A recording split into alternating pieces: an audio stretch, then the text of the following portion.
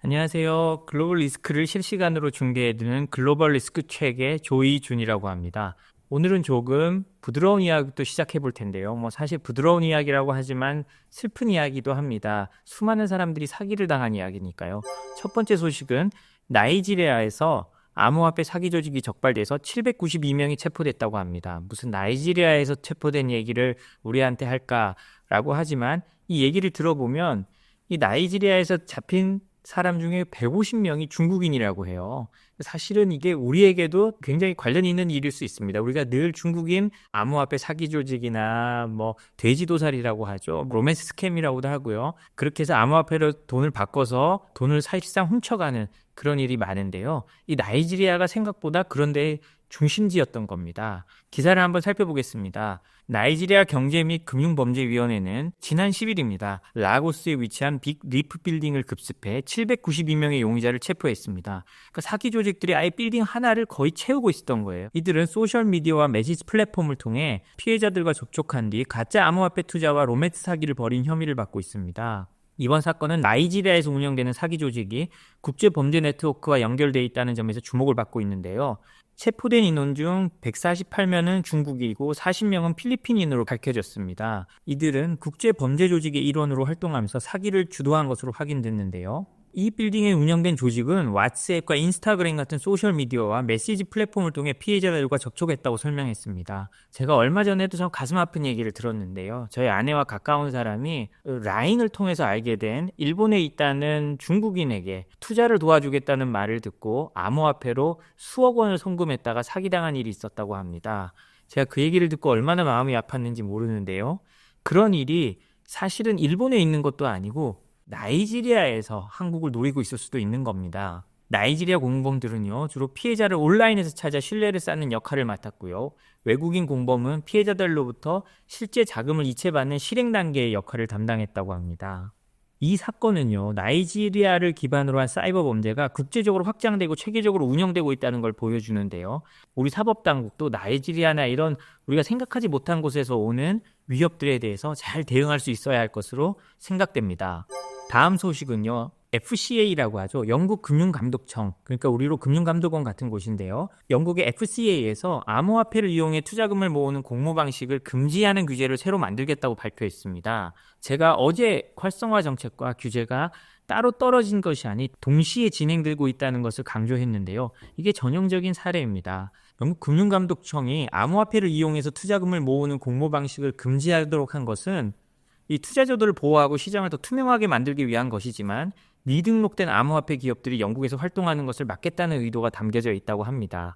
사실 영국은 미등록하는 암호화폐 업체들을 계속 등록을 폐지시키고 그다음에 온라인 스토어에서 막고 있거든요. 그럼에도 불구하고 금융 중심지다 보니 이런 것들을 이용한 사기 행위가 계속 퍼져나가고 있는 겁니다. FCA는 이 규제가 홍보 규정을 기반으로 만들어졌다고 설명했는데요. 이는 암호화폐 기업들이 영국 내 투자자에게 광고나 홍보를 하지 못하게 막기 위한 것입니다. 홍보를 하기 위해서는 일정한 요건을 갖춰야 된다고 정해놓고요. 이 요건을 갖추지 못했을 때 제재를 가하는 겁니다. 이런 방식으로 미등록, 그 다음에 무자격 암호화폐 업자들을 단속하고 있는 겁니다. FCA는 이 규제를 단계적으로 진행할 계획이고요. 오는 2026년까지 완전히 시행하겠다고 했습니다. FCA는 이렇게 해서 암호화폐 시장의 위험을 줄이고 투자자들을 더 안전하게 거래할 수 있는 환경을 만들겠다고 했다고 합니다. 사실 영국은 유럽의 암호화폐 허브가 되겠다고 말했는데요. 실상은 최근 몇 개월간, 최근 거의 1년간 거의 새로운 암호화폐 거래소나 암호화폐 회사에 허가를 내주지 않았습니다. 그만큼 암호화폐를 통한 자금 세탁 우려나 범죄에 대해서 더 크게 우려하고 있다는 거죠. 미국과는 좀 다릅니다. 때문에 유럽에서는 또 다른 식의 규제들이 훨씬 더 많이 도입될 가능성이 큽니다. 실제로 독일이나 다른 유럽의 나라에서는 암호화폐 ATM이라고 하죠. 암호화폐로 돈을 뽑는 거에 대해서 어마어마하게 단속이 들어갔고요. 영국에선 공식적으로 우리나라에서는 인가받은 암호화폐 ATM은 없다라고 말할 정도입니다. 그러니까요, 과거에 느슨했던 규제를 유럽은 점점 더 타이트하게 만들어가고 있는 겁니다. 다음 소식은요, 다시 러시아와 관련된 소식입니다. 유럽 12개국이요. 러시아의 유령 선단 단속에 총력을 기울이겠다고 발표했습니다. 영국, 독일 등 12개국, 독일을 포함해서 폴란드, 네덜란드, 덴마크, 스웨덴, 핀란드, 노르웨이, 에스토니아, 라트비아, 리투아니아, 아이슬란드인데요. 이 나라들은 주로 발트해와 북유럽에 인접해 있습니다. 주로 러시아의 유령 선단은 북극해나 이런 데서 출발해서 이 루트를 통해서 대서양으로 나오게 되어 있는데요.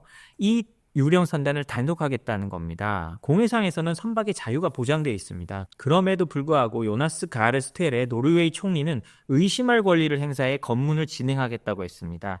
의심할 권리랑 공해상에서 선박의 자유가 보장되는 국제해양법의 제한을 감안하면서도 특정 선박이 불법 활동이나 제재 회피 가능성이 있을 경우에 이를 추정해 검문 및 단속을 실시할 수 있는 권리를 말하는데요.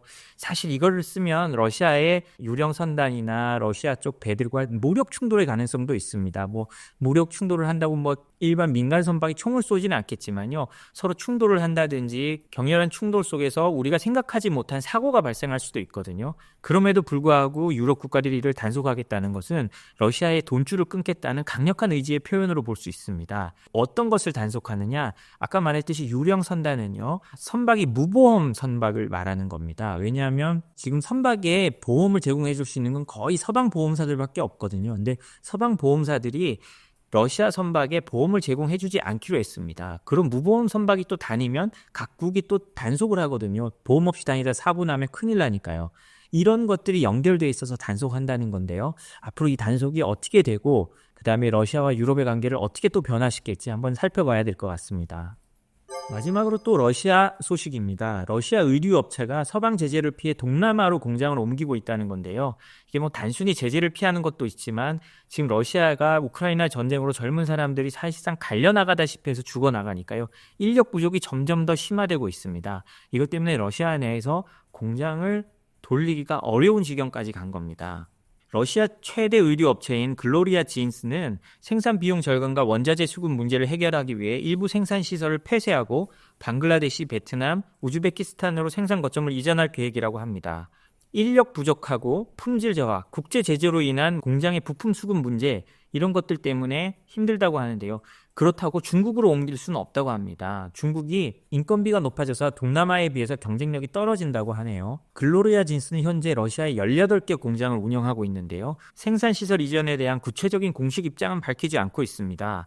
다만 해외 거점 마련을 통해 비용 효율성과 원자재 안정성 확보를 우선 고려하고 있는 것으로 알려졌습니다. 이번 사례는요, 러시아를 향한 서방 제재가 심화되는 가운데 러시아가 겪고 있는 경제 및 노동시장의 한계를 보여줍니다. 러시아가 경제적 압박 속에서 어떤 대응을 펼칠지 앞으로 살펴봐야 될 것 같습니다.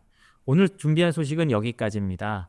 잘 들으셨다면 구독과 좋아요, 알림 설정 부탁드리겠습니다. 감사합니다.